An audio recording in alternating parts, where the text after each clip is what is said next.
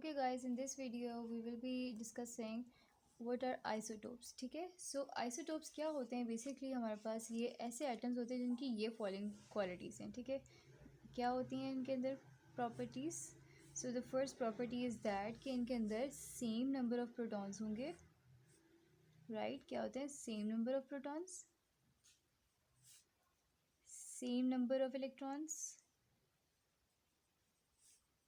लेकिन डिफरेंट क्या है? अगर हमारे पास प्रोटॉन्स इलेक्ट्रॉन्स सेम है तो इनके अंदर डिफरेंट बेसिकली क्या होता है? इनके न्यूट्रॉन्स नंबर डिफरेंट होते हैं. So different number of neutrons. ठीक है, इनका न्यूट्रॉन्स का नंबर डिफरेंट होता है. ठीक है, और क्योंकि हमने कहा कि सेम नंबर ऑफ इलेक्ट्रॉन होते हैं तो क्या हम कह सकते हैं कि ये सेम एलिमेंट से ही बिलोंग करेंगे? अगर हाइड्रोजन के हैं फॉर एग्जांपल, तो हाइड्रोजन के 3 आइसोटोप्स होते हैं हमारे पास. ठीक है, तो जैसे ये है हमारे पास protium, this is deuterium, this is tritium. ठीक है, तो ये 3 आइसोटोप्स हैं, लेकिन है ये हाइड्रोजन के ही. ठीक है, मतलब ये इनको हम हाइड्रोजन एलिमेंट ही कंसिडर करेंगे क्योंकि इनके नंबर ऑफ़ इलेक्ट्रॉन्स जो हैं वो सेम हैं. ठीक है, इस वजह से हम क्या कहेंगे कि ये हाइड्रोजन ही है एलिमेंट. ठीक है, हाइड्रोजन एलिमेंट के ही क्या है हमारे पास एटम्स हैं. ठीक है, लेकिन क्या है इसके ये डिफरेंट टाइप्स जो हैं हमारे पास बेसिकली के हमने कहा कि न्यूट्रॉन्स इसके डिफरेंट हैं, तो ये क्या कहलाते हैं आपस में? आइसोटोप्स कहते हैं हम इनको. ठीक है, अब क्योंकि हमारे पास, ठीक है, अब समझ आ गई यहाँ तक कि प्रोटॉन्स इलेक्ट्रॉन्स सेम है. अब क्योंकि इलेक्ट्रॉन्स एंड प्रोटॉन्स सेम है तो क्या हम कह सकते हैं इनका एटॉमिक नंबर सेम है? यस, तो in other words we can say that they have same number, same atomic number. Right, लेकिन इनका मैथ्स नंबर क्या होगा? मैथ्स नंबर, क्योंकि आप लोगों को पता है कि मैथ्स नंबर किसके इक्वल होता है? Neutrons plus protons. अब क्योंकि इसमें न्यूट्रॉन्स भी आ रहे हैं ना, तो नंबर ऑफ़ न्यूट्रॉन्स तो हमारे पास डिफरेंट हैं आइसोटोप्स के अंदर, सबके अंदर. ठीक है, डिफरेंट होंगे जिसकी वजह से हमारे पास मैथ्स नंबर चेंज हो जाएगा.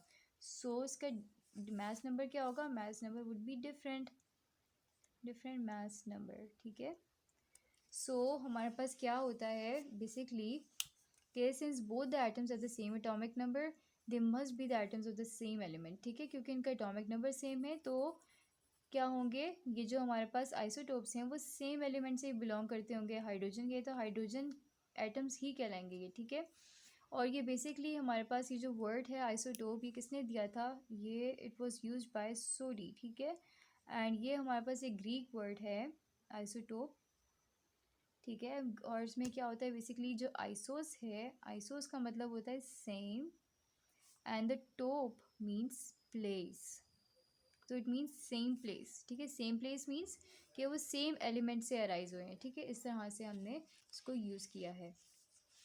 अब यहाँ पे हमारे पास आइसोटोप्स की डेफिनेशन आ जाती है कि isotopes are items of the elements whose nuclei have the same atomic number, right, but different mass number. This is because the atom of element get different in the number of neutrons. और mass number क्यों different है यही बता रहे हैं, क्योंकि इसका neutron number different है, इस वजह से मास नंबर डिफरेंट है. ठीक है, फिर आइसोटोप्स है केमिकली अलाइक. अब इनकी क्या प्रॉपर्टीज़ है कि बेसिकली केमिकल, अगर हम देखें तो वो केमिकल रिएक्शंस वगैरह जैसे वो करते हैं तो वो हमारे पास सेम होंगे. ठीक है, क्योंकि वो सेम एटॉमिक नंबर यानी सेम एलिमेंट से बिलोंग करते हैं, इस वजह से वो केमिकली अलाइक होंगे. लेकिन क्या है, क्योंकि उनका मास नंबर डिफरेंट है, ठीक है, इनके अंदर न्यूट्रॉन्स का नंबर डिफरेंट है, इसकी वजह से उनकी फ़िज़िकल प्रॉपर्टीज़ डिफरेंट होंगी. क्या होंगी? Different physical properties. ठीक है, फिज़िकल प्रॉपर्टीज़ क्या होती हैं? फिज़िकल प्रॉपर्टीज़ मींस कि उनका बॉइलिंग मेल्टिंग पॉइंट्स और इनके जो डिफरेंट फ्रीजिंग पॉइंट्स हैं, ये सब चीज़ें इनकी डिफरेंट होंगी. ठीक है, लेकिन केमिकल रिएक्शन जो वो करेंगे, क्योंकि अब हाइड्रोजन है तो हम हाइड्रोजन एटम्स ही कंसिडर कर रहे हैं उनको, इस वजह से ये केमिकली यानी केमिकल रिएक्शंस उनके सेम होंगे. ठीक है, अब हम बात करते हैं कि हाइड्रोजन के कितने आइसोटोप्स हैं. ठीक है, अब डिफरेंट एलिमेंट्स के हम आइसोटोप्स के डिस्कशन करते हैं. तो हमने हाइड्रोजन के आइसोटोप्स देखने हैं. We have to see the carbons, ठीक है, आइसोटोप्स, एंड क्लोरीन के आइसोटोप्स. ठीक है, यूरेनियम के आइसोटोप्स कितने हैं और क्या हैं. ठीक है, सो फर्स्ट ऑफ ऑल हम हाइड्रोजन की बात करते हैं. So isotopes of hydrogen.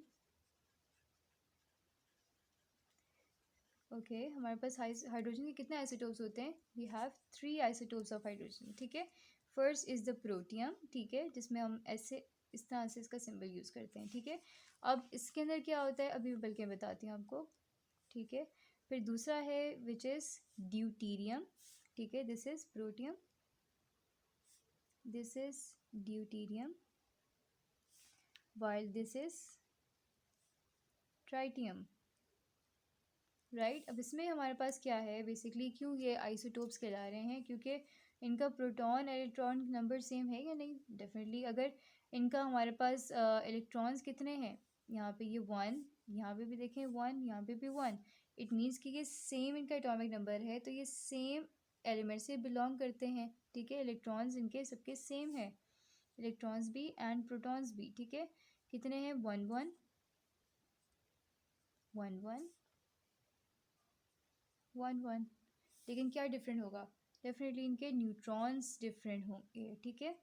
क्योंकि अगर हम इन दोनों को माइनस करें, अगर ये एक इलेक्ट्रॉन है तो मैस नंबर में हमें पता है कि मैस नंबर किसके इक्वल होता है, न्यूट्रॉन प्लस प्रोटॉन। तो इसका मतलब इनमें एक तो प्रोटॉन होगा, इसी नंबर के अंदर एक न्यूट्रॉन भी है, तो अगर एक ही प्रोटॉन है तो डेफिनेटली न्यूट्रॉन कितने होंगे, 0 होंगे, ठीक है। तो इस तरह से हम बता सकते हैं ना, क्योंकि हम अगर इसको माइनस करें 1 माइनस 1 तो क्या बनता है, 0, 2 माइनस 1 तो न्यूट्रॉन कितने हो गए, 1, देन 3 माइनस 1 मीन्स न्यूट्रॉन कितने हो गए, 2, ठीक है। तो इट मीन्स के अंदर सिर्फ न्यूट्रॉन्स का डिफरेंस है, तो these are isotopes of hydrogen, ठीक है। ओके, अब क्या है, because the hydrogen 1 also known as a protium has only 1 proton adding 1 neutron doubles its mass, ठीक है। अब क्योंकि इसके अंदर क्या होता है हमारे पास कि जो H1 है हमारे पास, अगर इसके अंदर क्या है हमारे पास सिर्फ एक ही प्रोटॉन होता है, ठीक है। इसको हम प्रोटियम भी बोलते हैं ना, इसके पास सिर्फ एक ही प्रोटॉन है, ठीक है। और अगर हम इसके अंदर एक न्यूट्रॉन भी बढ़ा दें, यानी इस तरह से कर दें, तो उसका मास डबल हो जाएगा ना, क्योंकि मास नंबर में पता है 1, ठीक है, और ये 1 और इस तरह से क्या हो गया, 2 बन गया, तो ये इस तरह कहना चाह रहे हैं, ठीक है। ओके, देन हमारे पास ये है कि जो प्रोटियम है, प्रोटियम हाइड्रोजन, ठीक है, ये वाला, तो ये हमारे पास इसकी अब डिफरेंट इन सब की प्रॉपर्टीज़ बता दी हैं कि ये वाला जो हाइड्रोजन है हमारे पास प्रोटियम, ये हमारे पास क्या होता है, कलरलेस होता है, दिस इज़ कलरलेस, ओडोरलेस, ठीक है, मीन्स के ना कलर होता है ना इसकी कोई स्मेल होगी, and neither would have any taste, ठीक है, टेस्टलेस है, ठीक है, ये टेस्ट, और ये क्या है, गैशियस स्टेट में होती है, गैस है, ठीक है। और ये हमारे पास वाटर में भी डिज़ोल्व नहीं होता, ठीक है, वाटर इनसॉल्युबल है, ठीक है, वाटर में डिज़ोल्व होता है, नहीं होता ये वाटर में डिज़ोल्व, ठीक है। और ये हाईली इन्फ्लेमेबल होती है, इट मीन्स के बहुत तेज़ी से आग को पकड़ती है, ठीक है, तो हाईली इन्फ्लेमेबल गैस है ये। And water that contains H2 atoms in place of H1 called the heavy water, ठीक है। अब ये वाला बेसिकली अगर किसी वाटर के अंदर ड्यूटीरियम प्रेजेंट होगा तो उस वाटर को हम हैवी वाटर कहते हैं, ठीक है। तो ये हो गया हमारे पास, और फिर ये बॉक्स है जिसके अंदर हमारे पास कुछ फिजिकल प्रॉपर्टीज़ गिवन है किसी ऑर्डिनरी वाटर की एंड हैवी वाटर की, ठीक है। फिर इसके बाद यहाँ पे हमें बता दिया गया है कि at what temperature would a sample of heavy water freeze, ठीक है, एक हैवी वाटर है तो उसमें कितने टेम्परेचर पे वो फ्रीज़ करेगा। अब क्या बताया कि नेचुरली अकरिंग हाइड्रोजन हमारे पास क्या होता है कि 99.99% होता है प्रोटियम, ठीक है।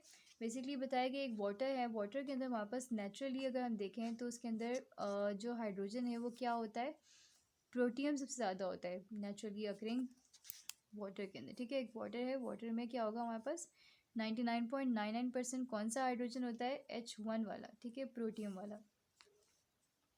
फिर अगर हम बात करें ड्यूटीरियम उसमें कितना होता है, तो उसमें 0.0015% क्या होता है, ड्यूटीरियम होता है, ठीक है। लेकिन इसमें जो अगर हम ट्राइटियम की बात करें तो वो रेयर है, बहुत कम ऐसा होता है कि ट्राइटियम प्रेजेंट हो, ठीक है, वो होता भी है तो बहुत ही कम होता है, ठीक है। और ये बेसिकली रेडियो एक्टिव होता है ट्राइटियम, ठीक है, तो ये नेचुरली अकरिंग हाइड्रोजन में नहीं फाउंड होता बिकॉज इसका न्यूक्लियस अनस्टेबल होता है, ठीक है, इस वजह से। फिर अगर अब हम बात करते हैं आइसोटोप्स ऑफ कार्बन की,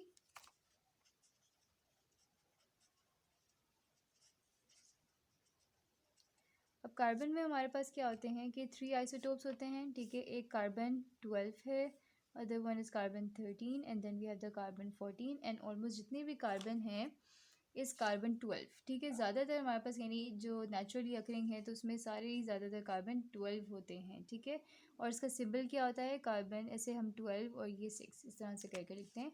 और इसके अंदर कितने होंगे, डेफिनेटली आप यहाँ से देख के बता सकते हैं कि इसके पास न्यूट्रॉन्स प्रोटॉन्स दोनों 6 ही होंगे। ठीक है, यस, यहाँ पे प्रोटॉन्स भी 6 हैं और दोनों को 12 माइनस 6 क्या बन जाएंगे, न्यूट्रॉन्स 6 हो गए। ठीक है, फिर ये वाले जो हैं 13, इसका सिंबल कैसा होगा, इसका सिंबल होगा 13 एंड 6 और इसके प्रोटॉन 6 है और 13 माइनस 6 क्या आ जाएगा 7, तो 7 क्या हो गया इसके न्यूट्रॉन्स, राइट।